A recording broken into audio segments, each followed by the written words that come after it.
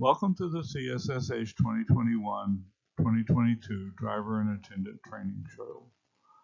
This video is intended for new volunteers who want to volunteer as a van driver or a van attendant this year in order to bring homeless guests into the shelter, or for those who have volunteered to be a van driver or attendant in past years and feel that a little memory refreshing would be useful.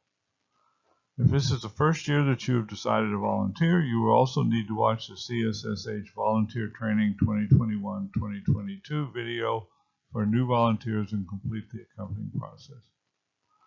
As a previous volunteer, you should be receiving an email from CSSH telling you how to submit the information required to allow you to volunteer. What you will learn from this video are the COVID precautions intended to keep you and your guests safe, how the van will operate to pick up and drop off passengers staying in the shelter, what to do in an emergency. On the same CSSH webpage where you found this training slideshow, you should also find a video describing how to use the CSSH Volunteer Hub to volunteer if you're unsure how to volunteer. In order to enable CSSH to complete your authorization to drive, the following steps must be completed if you are a new volunteer. Watch the appropriate training videos. Download the annual driver certification form from the CSS webpage, fill it out, and email it in. The following COVID safety precautions are in place. A sneeze guard is in place between passenger and driver compartments. Driver and attendant must wear a face mask, and it is strongly recommended that they wear gloves. Hand sanitizer will be available in the driver compartment.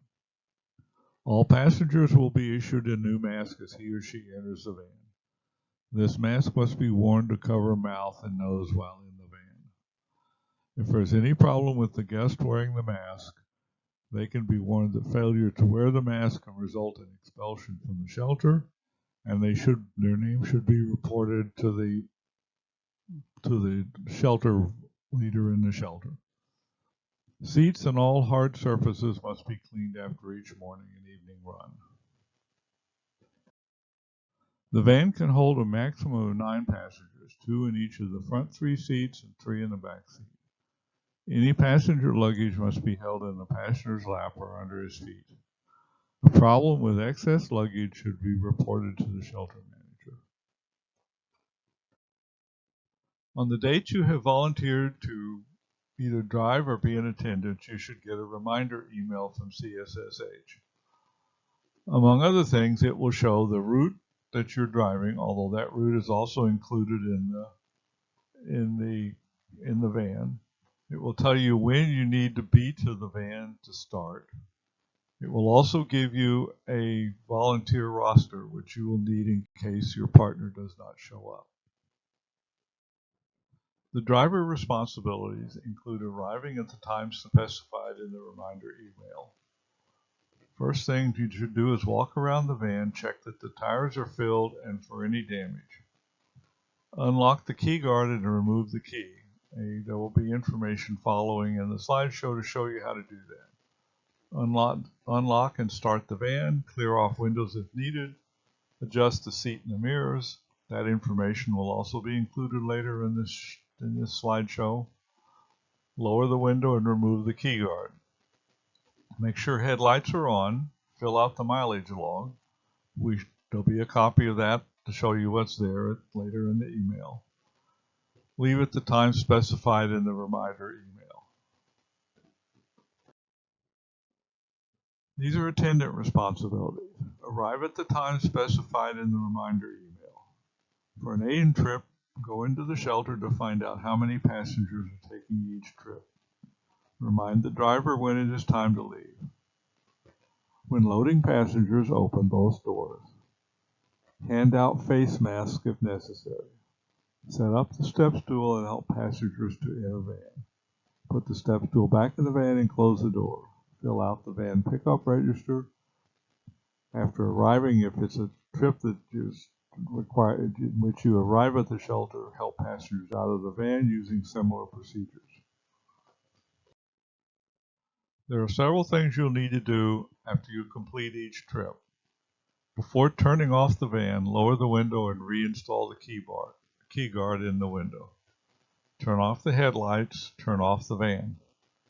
Driver and attendant must clean the seats and all hard surfaces. After the PM trip, you have to check supplies. If any are needed, go into the shelter to get needed supplies. Lock the van, replace key and key guard. Make sure all doors are locked and the headlights are off. Do not lock the key in the van. If your partner isn't there when you show up to drive or attend the van, the first thing to do is to check the roster from the reminder email for the name and phone number. Call the missing volunteer. If no one answers, decide if you are willing to do the run by yourself. If you're uncomfortable doing that and continue to be unable to contact your partner, call the emergency number from the reminder email or from the van. While acting as an attendant, it is important that the driver turn off the engine and remove the key before any exiting of the van. If the last time you drove was year before last, you'll find that there are a few changes. There are fewer stops. There's no waiting time at any stop. All guests in Doylestown must walk to St. Paul's.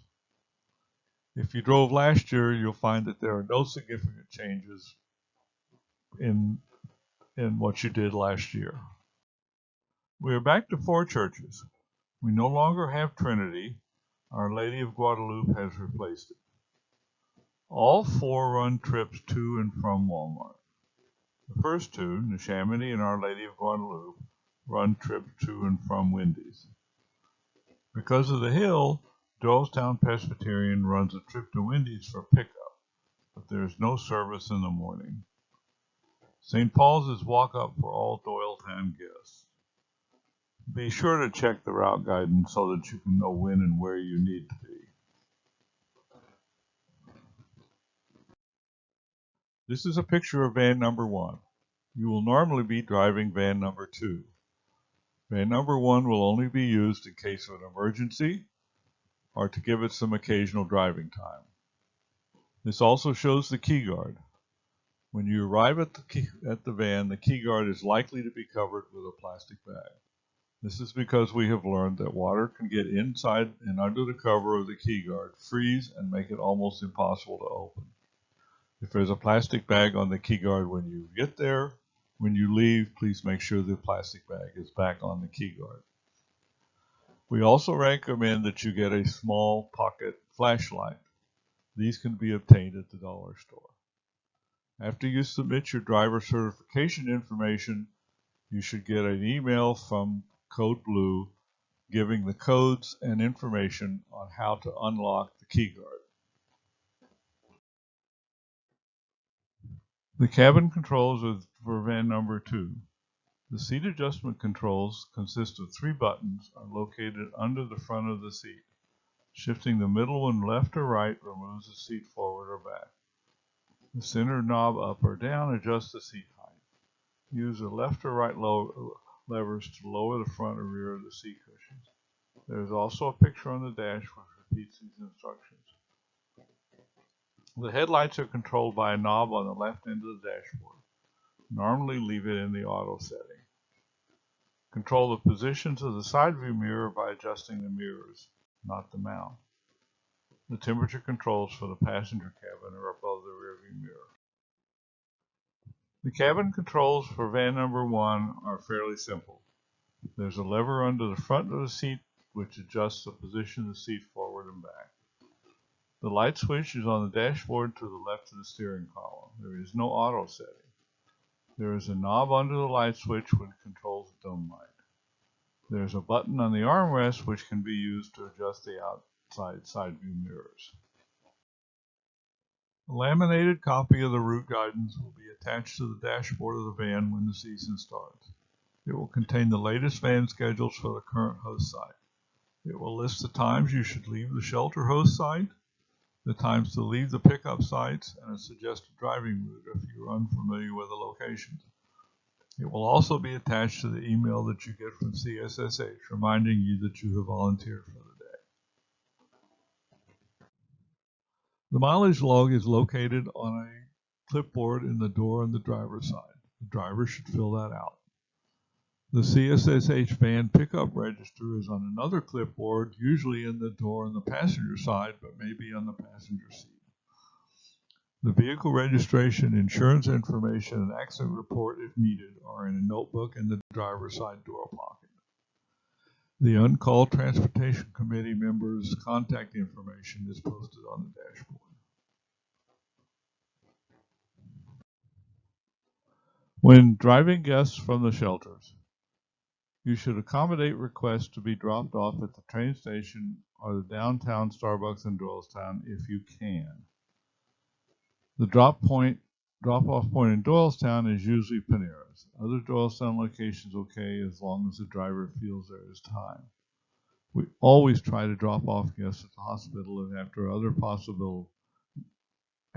guests have been dropped off. This is the mileage log for van number 1. The driver needs to fill this out every trip. It shows the date for the trip, the starting and ending odometer reading, the purpose, either AM or PM pickup, and shows the driver or attendant initials. This is important because it lets us track how much the vans are being used and when we need more gas. This is a CSSH van pickup register, which should be filled out by the attendant. It asks for the date. It asks for where you're picking up, either Walmart or Wendy's, and it asks for the number of guests. This is used when we track the number of guests and how effective it is for the stops we're using. A quick summary of trip preparations. Arrive on time, prepare the van, leave on time. In summary, for the PM run, the arrival time at the van is in the reminder email. The departure time is in the route guidance and also in the reminder email. Both of these times will vary based on the specific host site. Evening drivers need to restock the van at the end of their run and empty the trash basket. The summary for the AM run. The arrival time at the van is in the reminder email that you will receive. The departure time is in the route guidance. Both of these times will vary based on the specific host site. While waiting for the van to warm up, check in the shelter to get a count of the number of guests needing a ride to each of the drop-off points. This may affect whether 1 or 2 runs will be needed. When you finish each trip, return to the shelter. If it's a pickup, unload the van. Check if an additional run is required, either because there's an additional stop or because you have more people to deliver.